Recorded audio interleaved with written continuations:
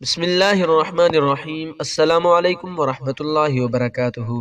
حضرت شیخ سعدی شیرازی رحمۃ اللہ علیہ فرماتے ہیں، ملک عرب کا ایک بادشاہ بڑھاپے کی عمر کو پہنچ گیا تھا۔ اسی زمانے میں اسے ایک سخت مرض نے آ پکڑا، جس کے باعث وہ اپنی زندگی سے مایوس ہو گیا اور یہ تمنا کرنے لگا کہ موت کا فرشتہ جلد آئے اور اسے ان تکلیفوں سے چھڑوا لے۔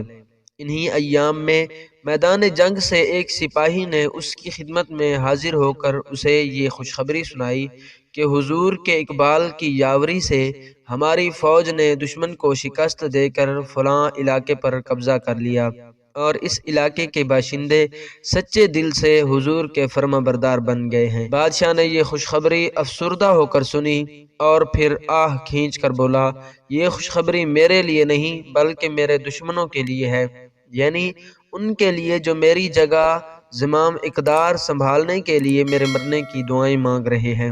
تمام عمر اس امید میں گزری ہے، کبھی تو پورا میرے دل کا مدعا ہوگا، ہوئی ہے آج اگر آرزو میری پوری، تو دیکھتا ہوں کہ یہ صاب صدا ہوگا۔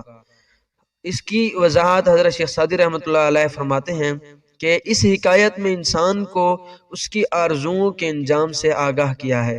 انسان کیسا بھی صاحب اقتدار بن جائے، اس کا انجام بھی فنا ہے۔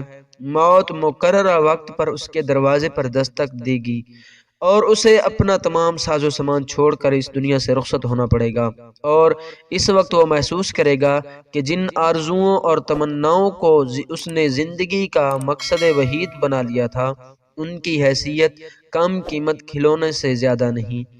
اگر آپ کو یہ ویڈیو پسند آئی ہے تو اس ویڈیو کو لائک کریں، شیئر کریں اور اس چینل کو ضرور سبسکرائب کریں۔ جزاک اللہ۔